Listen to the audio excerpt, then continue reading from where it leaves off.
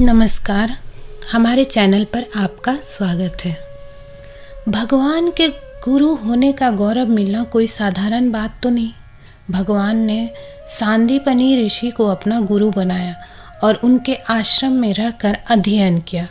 आखिर सांदीपनी ऋषि ने ऐसा क्या पुण्य किया था जिनके दर्शन, जिनसे शिक्षा लेने के लिए भगवान मथुरा से इतनी दूर उज्जैनी तक आए। भगवान ने सांदीपनी मुनि की गुरु रूप में पूजा की।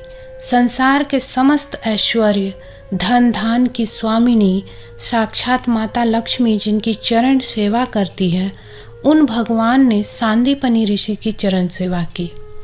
आपको सांदीपनी ऋषि के पूर्व जन्म के पुण्यों की कथा सुनाती हूँ, जिसके कारण मिला उन्हें यह सौभाग्य। संचित पुण्य कर्म ही जीव के भावी जन्मों की गति तय करते हैं। सांदीपनी के पूर्व जन्म के कर्म ही कुछ ऐसे थे कि उनका ऋण चुकाने के लिए भगवान को उनका शिष्य बनना पड़ा। कथा सांदीपनी के बाल्यावस्था से शुरू होती है।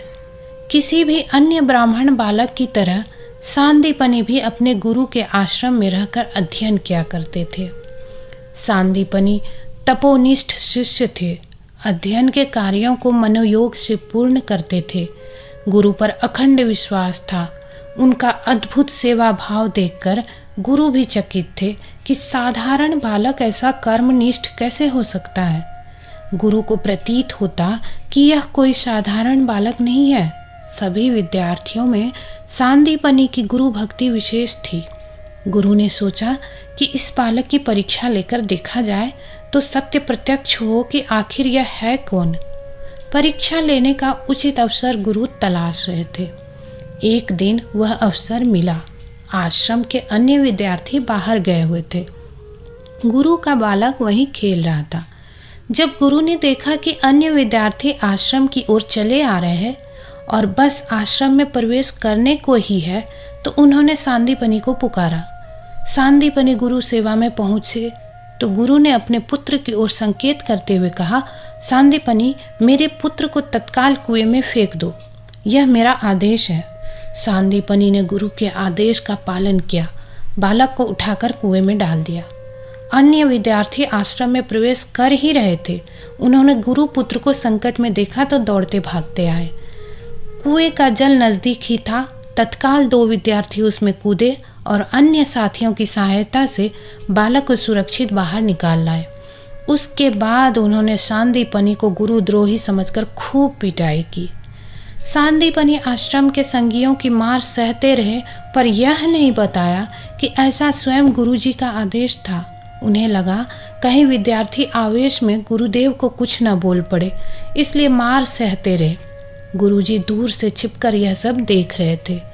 कुछ देर में वह आए और विद्यार्थियों को यह कहकर रोका कि इसे मत मारो, यह मूर्ख तुम्हारा गुरु भाई है।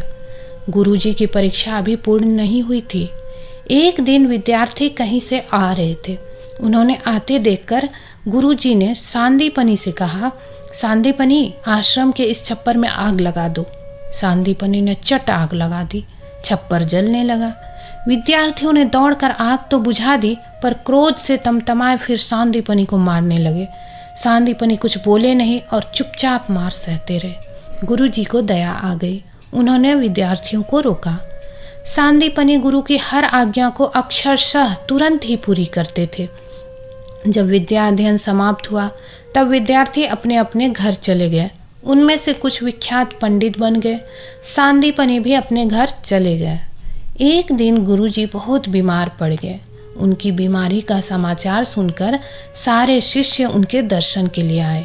विद्यार्थियों ने गुरुजी की सेवा की। गुरु के शरीर छोड़ने का समय आया तो उन्होंने अपने शिष्यों को अपनी कुछ वस्तुएं प्रदान की। किसी को उन्होंने पंचपात्र दिया, किसी को आचमनी दे दी, किसी को अपना आसन दे दिया, किसी को माला दे दी, किसी को गोमुखी दे दी। इस प्रकार गुरुजी के पास जो भी संपत्ति शेष थी वह उन्होंने शिष्यों में बांटी। शिष्यों ने भी उन वस्तुओं को बड़े आदर से लिया कि यह गुरुजी की प्रसादी है। जब सांदीपनी गुरु के सामने आए तो गुरुजी चुप हो गए। फिर बोले, पुत्र सांदीपनी, मैं तुम्हें क्या दूं? अब तो कोई वस्तु मेरे पास शेष है ही नहीं देने को। तुम्हारी जो गुरु भक्ति है उसके समान मेरे पास कुछ नहीं है। मैं तुम्हें कुछ ऐसा प्रदान करता हूँ जिसके लिए संसार लालायित रहता है। गुरुदेव ने कहा, मैं तुम्हें आशीर्वाद देता हूँ कि पृथ्वी के कष्टों का उद्धार करने के लिए त्रिलोकीनाथ भगवान का शीघ्र ही अवतार होने वाला है। वह भगवान तुम्हारे शिष्य बनेंगे। सांदीपनी के लिए इससे बड़ी भेंट, इससे बड़ा वरदान क्या होता। उन्होंने गुरु जी के अंत समय में भी बड़ी सेवा की। भगवान ने जब श्री कृष्ण अवतार लिया तो ऋषिवर के लिए वरदान को फलीभूत करने वह मथुरा से उतनी दूर उज्जैन स्थिति सांदीपनी ऋषि के आश्रम में बलराम जी के साथ आए और इनके शिष्य बने। गुरु एवं श्रेष्ठ पुरुषों की सेवा सबसे बड़ी सेवा है। उनकी आज्ञा का पालन करना, गुरु की आज्ञा का पालन करने से उनकी शक्ति हमारे अंदर आ जाती है। ईश्वर पहले देखते हैं कि गुरु कैसा है, फिर देखते हैं कि शिष्य गुरु की कसौटी पर खरा उतरा क्या। यदि हाँ तो वह ईश्वर का चहेता हो जाता है। जय श्री कृष्ण। दोस्तों, आशा करती हूँ कि आपको ये जानकारी अच्छी लगी होगी। ऐसे ही पुरानी कथाओं को लेकर मैं फिर से हाजिर होंगी अगली वीडियो में। तब तक के लिए धन्यवाद।